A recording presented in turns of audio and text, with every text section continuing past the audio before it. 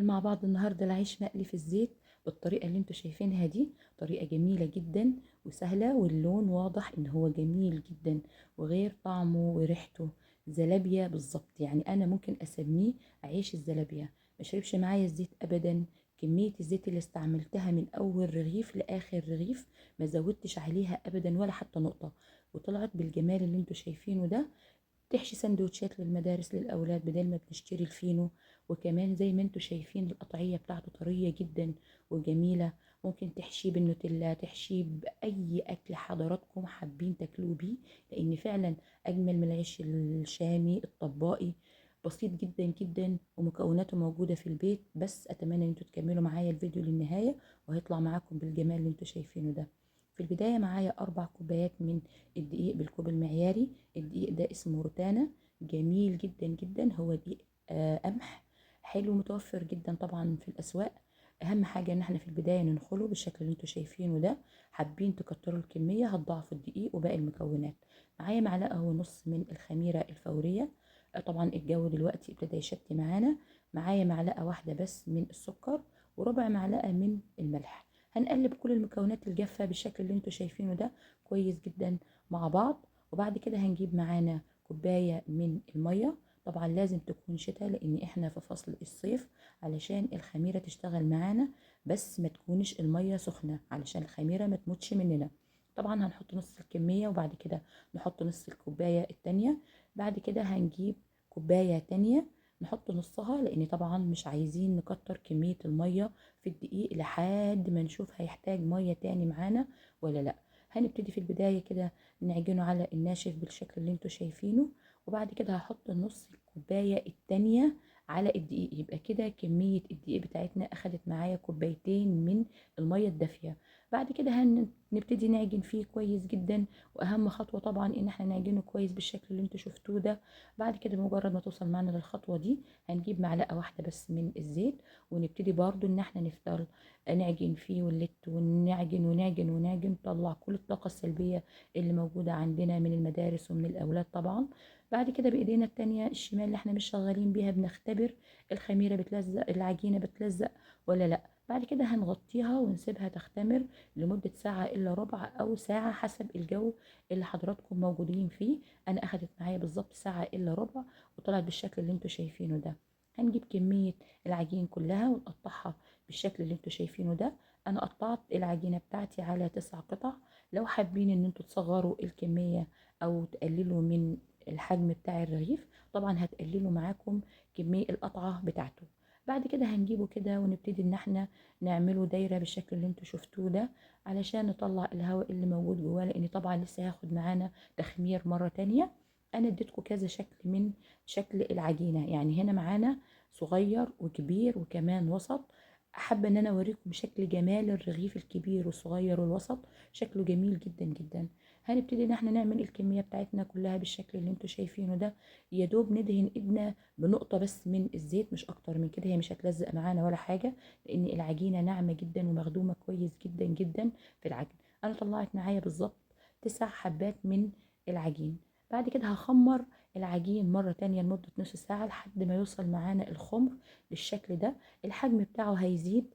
بعد كده هنشوف المرحلة اللي بعد كده.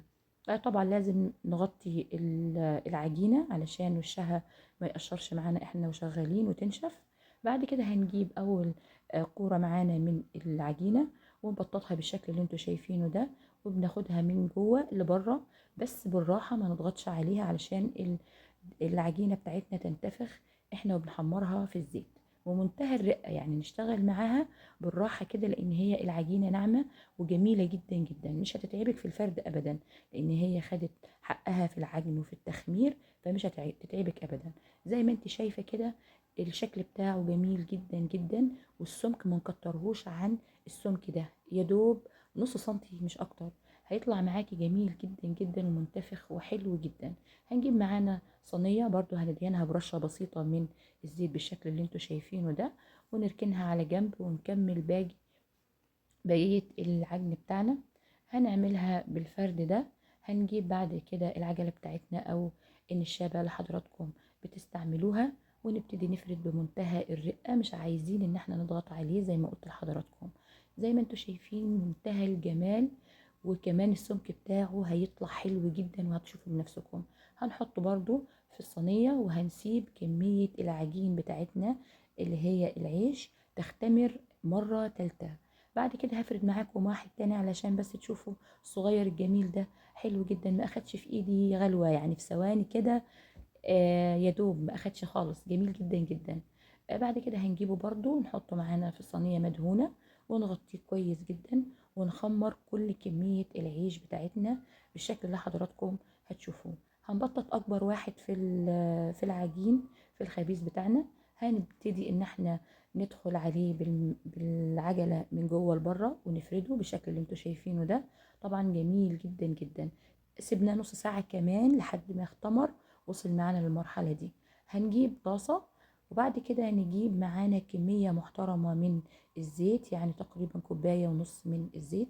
لازم الزيت يكون سخن بالشكل اللي حضراتكم شايفينه ده. طبعا في البداية كده كان الدنيا تمام، حاليا النور قطع معايا انا وشغالة، فكده احنا شغالين على الكشافات. زي ما حضراتكم شايفين احنا هنجيب الزيت السخن بالمعلقة وننزل بيه على وش الرغيف بالشكل اللي انتوا شايفينه ده.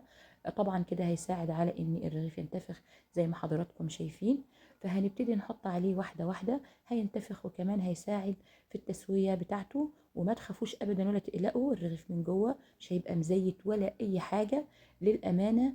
من بره بس هيبقى مكان طبعا حطت الزيت نفسها، لكن الطعم جميل جدا. انا اكلته بالفول واكلناه بالنوتيلا واكلناه جميل بكل الاطعمة. فعلا من العيش الحلو جدا جدا اللي هتحبيه وتعمليه باستمرار. زي ما انتوا شايفين الطريقة بتاعته سهلة ازاي. فهنجيب معانا الزيت ونفضل نحطها برضو عليها من جميع الاتجاهات. وبرضو بقول لحضراتكم ما تقلقوش، جميل جدا جدا، هتندمي جدا لو ما جربتهوش. سهل وبسيط، مش هياخد معانا اي وقت، وهيغنينا عن الطباق اللي بنشتريه من بره. زي ما انتوا شايفين كهرمان، زلابية، فعلا زلابية. زي ما انتوا شايفين العيش طالع جميل جدا. هنجيب رغيف تاني كده علشان تتفرجوا على الجمال. واهم حاجة احنا وبننزل الرغيف في العيش السخن ما ننزلش بصوابعنا لتحت، يا دوب نحط الرغيف ونرفع ايدينا بالراحة كده علشان بس ما فيش حد يتأذي من الزيت السخن. ونخلي بالنا برضو ما نخليش ايد الطاسة من ناحية الاولاد او الناحية التانية، لان ممكن اي حد يخبط الايد بتاعة الطاسة فلا قدر الله تحصل معانا مشكلة. نخلي بالنا من الحاجات دي، الوقاية طبعا اهم حاجة. هنجيب الزيت السخن ونحطه على الوش زي ما حضراتكم شايفين بالشكل ده. هينتفخ عيش زي العيش الطباقي، بس طبعا اعلى منه بكتير وجميل جدا. هنقلبه الناحية التانية بالشكل اللي انتوا شايفينه ده. حلو جدا جدا. انا اتمنى ان كلكم تجربوه وتنزلوا لي التطبيقات بتاعتكم على الجروب اللي هو جروب شيف مروة الكتري. اتمنى ان انتوا تجربوه. فطبعا طريقته جميلة جدا وريحته زلابية، ومن جوه حضراتكم هتشوفوه لما افتح معاكم الرغيف حلو جدا. كده احنا هنعمل مع بعض بس مش اكتر من كده، مش عايزة اطول عليكم الفيديو. هنشوف الكمية بتاعتنا اللي طالعة التسع ترغفة أجمل من بعض، فعلا أجمل من بعض، جميل جدا. يعني من الحاجات المميزة فعلا، جميلة جميلة. هنبتدي طبعا لازم نقلبه من الناحيتين ونرفعه ونصفيه شوية على المصفى اللي مسكنها، وننزل بباقي الكمية اللي حضراتكم شايفينها كده. انا حابة جدا ان انتوا تجربوا معايا الطريقة دي، لان فعلا ما اخدش معايا نص ساعة تخمير، نص ساعة بعد ما قطعنا، نص ساعة بعد ما قطعنا الرغيف. يعني بصراحة ما اخدش معايا ساعتين واحنا بنتسلى في البيت. مش ان احنا بنبذل مجهود، بالعكس حاجة جميلة جدا جدا ومن عمايل ايدينا، وريحة وطعم، وحاجة انت واثقة ان انت اللي عاملاها، وكمان اولادك هيحبوها جدا جدا. هنبتدي ان احنا نقلبها برضو الناحية التانية وننزل بالزيت السخن بالشكل ده. طبعا الخطوات دي مهمة جدا جدا. التخمير ما نزودش التخمير اكتر من المدة دي علشان ما يطلعش معانا ريحة خميرة. زي ما انتوا شايفين اللهم بارك، جميل جدا، لونه حلو جدا، اجمل من رائع فعلا. وكمان الطعم والحجم حسب ما انتوا شايفين الرغيف الصغير الجميل ده طعمه روعة جدا لان انا اللي اخدته. باقي العيش جميل جدا، حشناه واكلنا بيه، فحلو جدا ومفهوش بالامانه زيت من جوه ابدا. بس جربي الزيت اللي موجود من بره اللي هو يا دوب مكان ما حطيتي طبعا الرغيف في الطاسة، لكن بعد كده فعلا ملهوش اي طعم، زيت جميل جدا. زي ما انتوا شايفين كده الجمال بتاع الرغيف الجميل ده، زلابيا مش كيك، حاجة حلوة كده وبس. يعني انا بصراحة مش ببالغ ابدا في العيش ده، زي ما انتوا شايفينه كده بيتقطع ازاي، فعلا جميل زلابيا. اتفرجي كده، شايفين الطعم والجمال ولون الدقيق الابيض من جوه، لان الدقيق ده حلو جدا في الفطير المشلتت، وكمان حلو جدا جدا في المخبوزات. اسمه روتانا، انا بكرر الاسم تاني اللي ما سمعنيش في البدايه. حلو جدا جدا. هنبتدي زي ما انتوا شايفين من جوه ملحم ازاي، وكمان بيتفتح. ده كمان الرغيف ده كان سخن، اللي هو اخر رغيف انا نزلته، فعشان كده مش عارفه افتحه كويس، لكن باقي الكميه جميله. ما تنسيش تعملي لايك وشير واشتراك للقناه وتفعلي زر الجرس عشان يوصلك كل جديد. اشوفكم على خير باذن الله.